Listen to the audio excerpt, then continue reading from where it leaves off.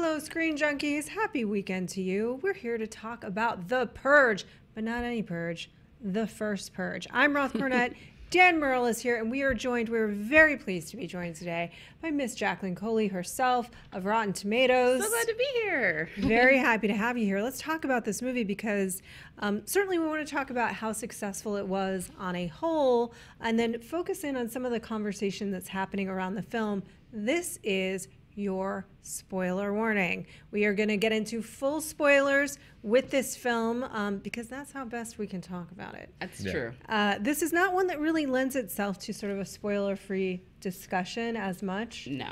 I mean, you could. I actually had to do that earlier today on radio, and it was hard. I was just like, well, it does this and it does that, but I don't want to tell you. Well, we sort of had a pre-conversation about it coming out of it, and one of the big things that people are talking about is this film as perhaps the one that many are finding to be the most successful in terms of social commentary. Now, The Purge, the First Purge had a little bit of that, but it was really, I think, about sort of human nature and jealousy and things like that.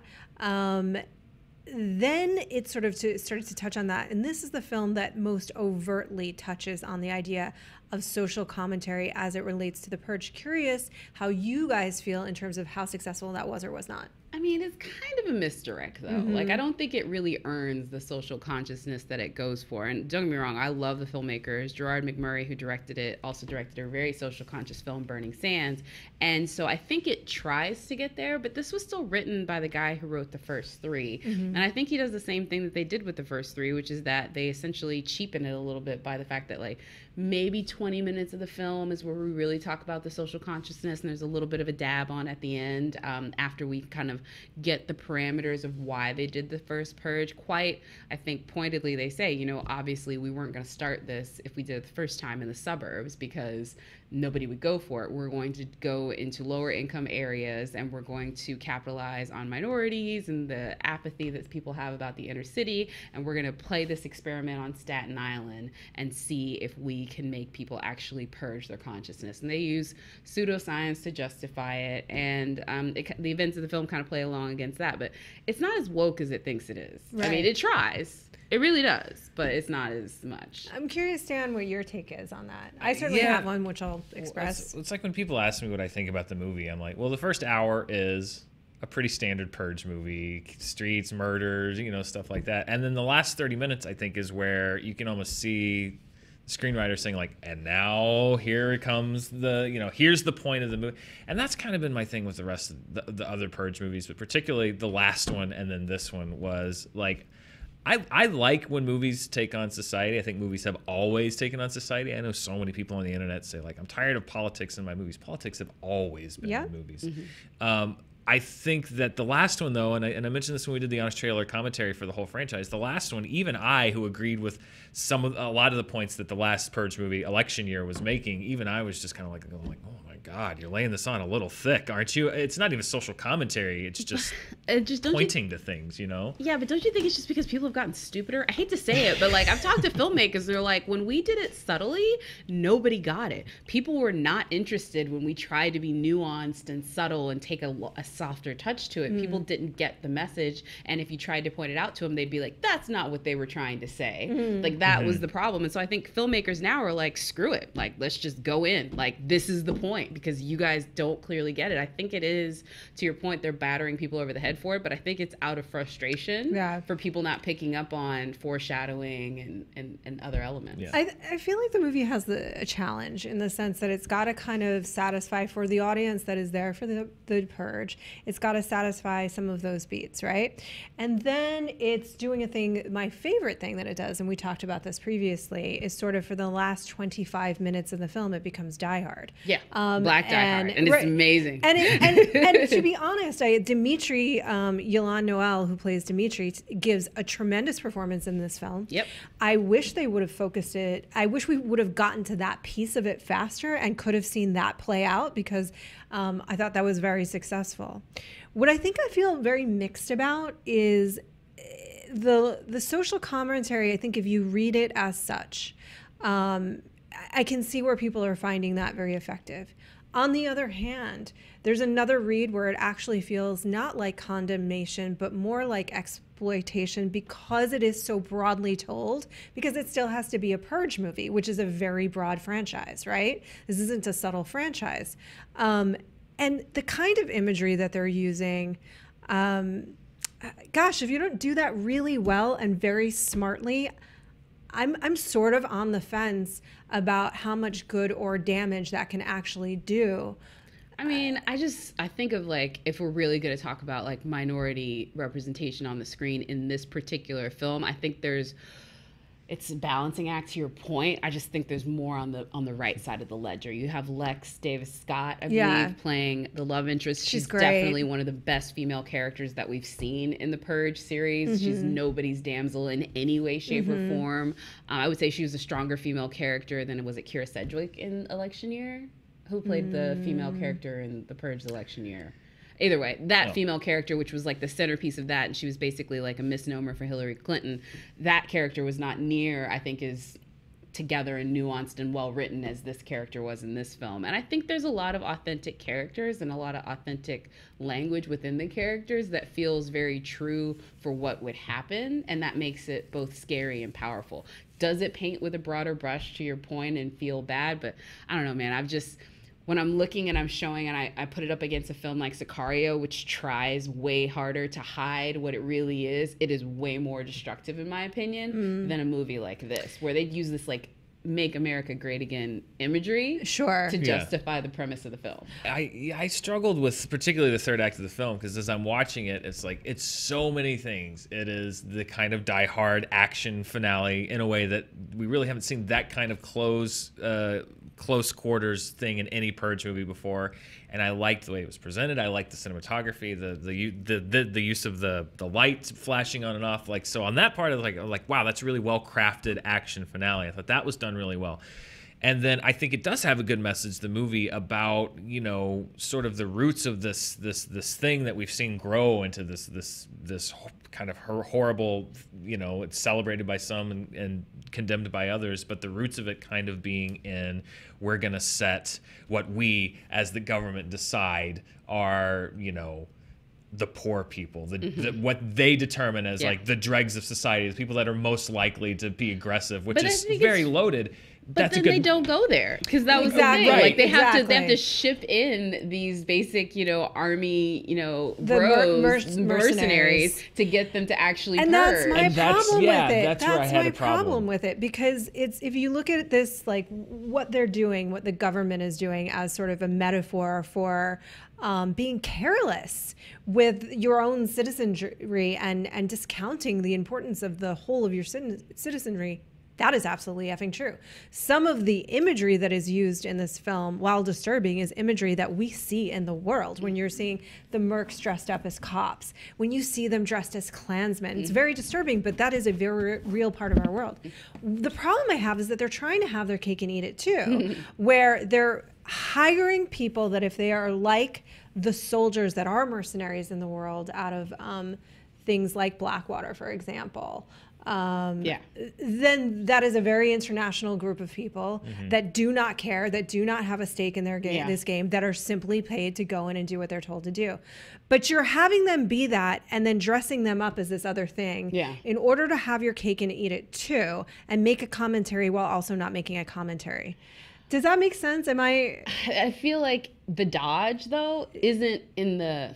I feel like the dodge that they are doing is not really in the commentary. I think it's in the articulation. Like they just did it. They did it like that was haphazard with those particular casting and that imagery. But I don't think the commentary is the thing that they're dodging. I think they're really over your head with it. And the problem with it is they didn't need to be as over their head with the physical embodiment, because there was enough of the like language and events and dialogue to where it's like they put the gas in places, to your point, that maybe it didn't need it. Personally, I just feel like this movie was very much marketed to an urban audience. I don't know if you guys saw Superfly, but that film did the exact same thing. Yeah. Like they're playing to the cheap seats on that one. Yeah. And so I don't fault them because in all honesty, this Purge movie is from like inception to marketing to casting. The producers were like, we want to do this. We have to make it an all black cast. We have to get a black director. Like they knew that the avenue they were going down, and they're just playing to what they know it's going to market towards. Right. Like I think if they just did another Purge movie like this, like it wouldn't play as well, and they knew that. I agree with you. It is,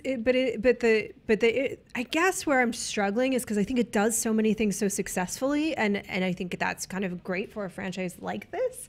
But it is the articulation, it is the execution, and when you are using things that are of the real world and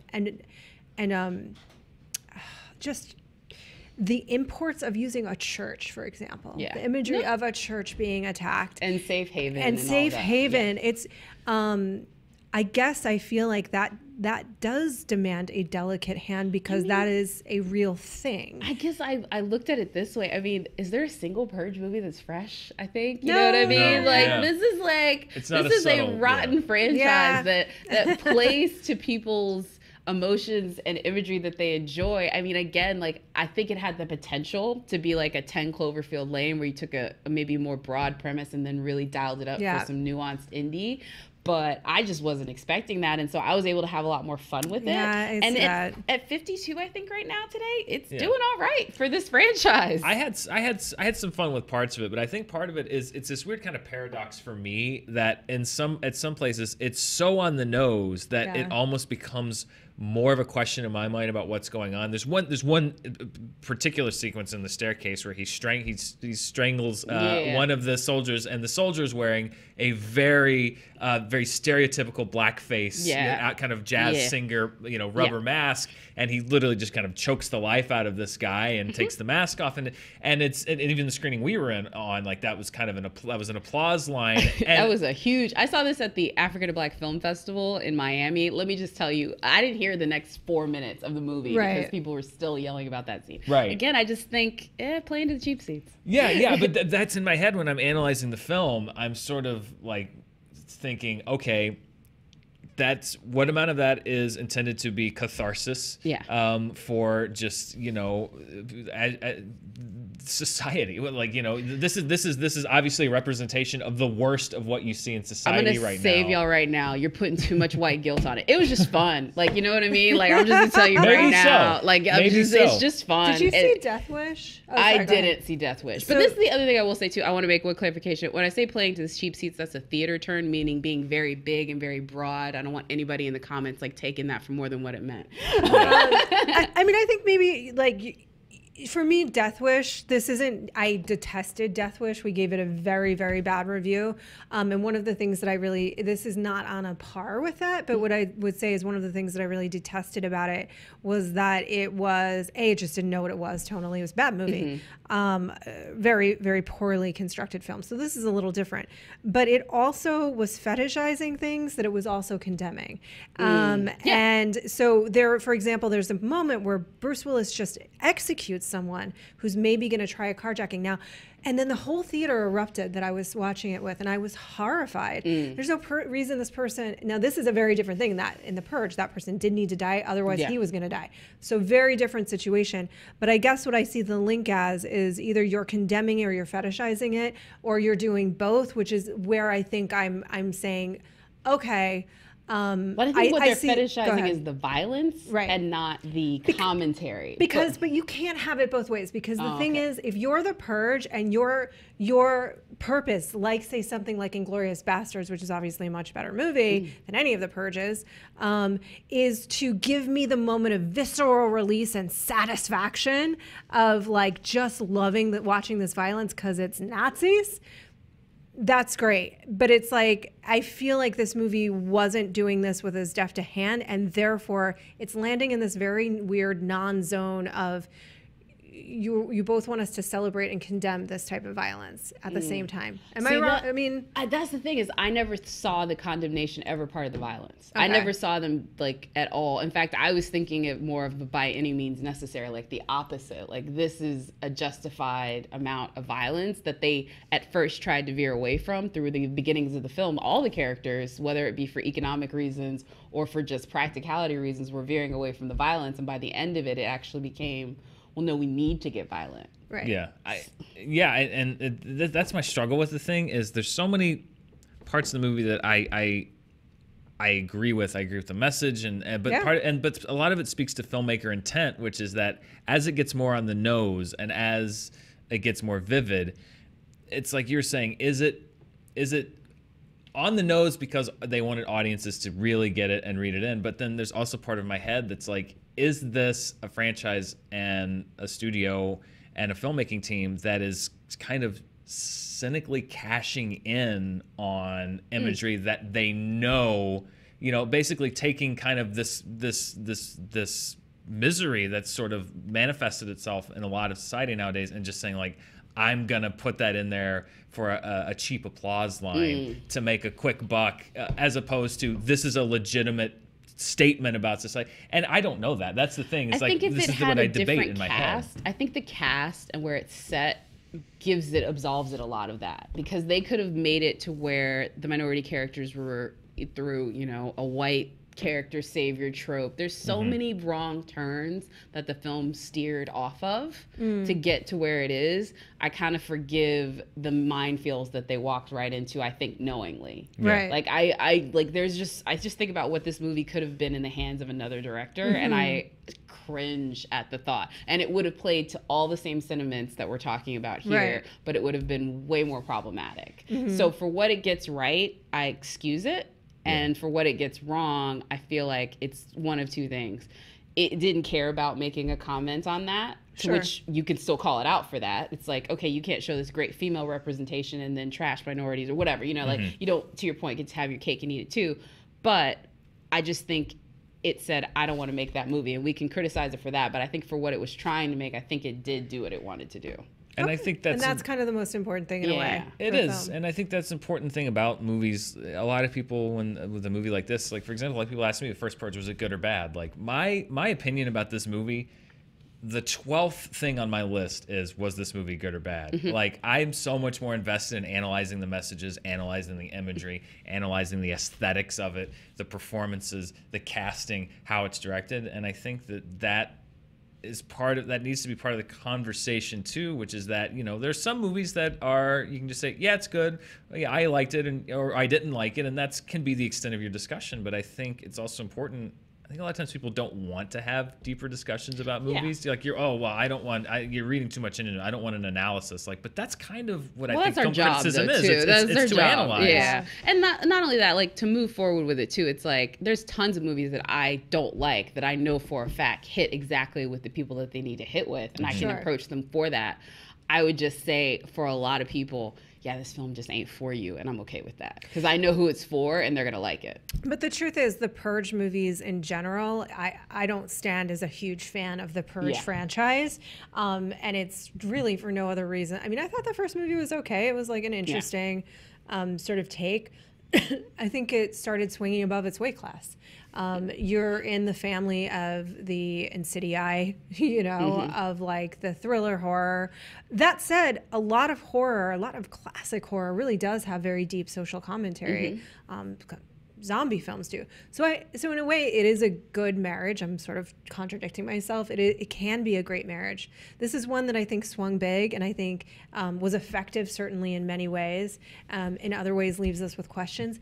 And you know what? We're spending 25 plus minutes talking about a Purge movie. Yeah. Maybe that's statement enough in a way. Yeah. I'm okay. I watched all three leading up to this one and I enjoyed them on various levels, but I felt like this one, like I said, it was just much more of a movie where at the end of it, I was like, yeah, this is fun. And I had a good time with it more than some of the other ones. And maybe I did turn my brain off after watching 4 in a row, but that's where I ended up with it. But I also think, it's like, I think people expect a consensus on every movie, like eventually think that all critics are going to come together and talk and like be like, okay, internet, this is the consensus on a movie. And that's the other thing is that's the most fun part of, I think, our job, is to find a movie and realize that like it speaks to different audiences in different ways. It connects to people in different ways. My girlfriend, we went and saw Disobedience, which is set in the Orthodox Jewish community, and we were coming out and talking about it.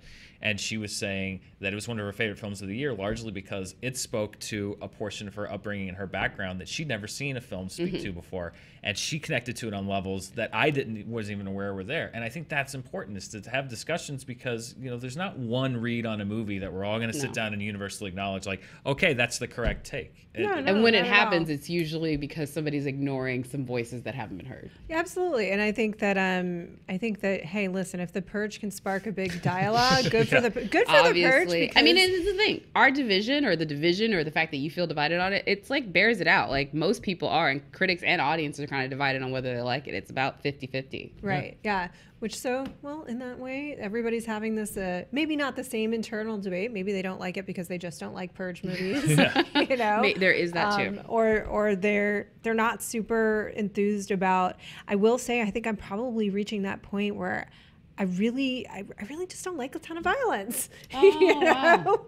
wow. That said, I do think it is in the medium useful tool. Right? I can see that. A lot of people come to that with gratuitous violence. I, on the other hand, I'm all here for it. I think I'm all here for it in certain circumstances. When it sort of becomes a live action cartoon, I'm more likely, like Inglourious Basterds has real characters and is dealing with real things, but it's so heightened and it's to the left of reality. I know it seems like a good example to use. Versus when something is mixing those things, right? And it's like... when it gets too real, it almost needs to be better. Yeah. When it gets too real, it needs to be better. And I really cared about these characters a lot because they did that very successfully. And that meant I was emotionally invested in a slightly different way. Yeah. Okay. But those are our thoughts on The Purge, more than we would have thought. And final thoughts, Jacqueline, where can people find you? You can find me at that Jacqueline and on RottenTomatoes.com. Dan Murrell is here all the time because I sleep under this desk. Yes, sleeps under. I'm generally here too. Let us know what you think in the comments below or on Twitter. Did you just like The Purge and think, stop talking about The Purge so much? It's The Purge. That's fair.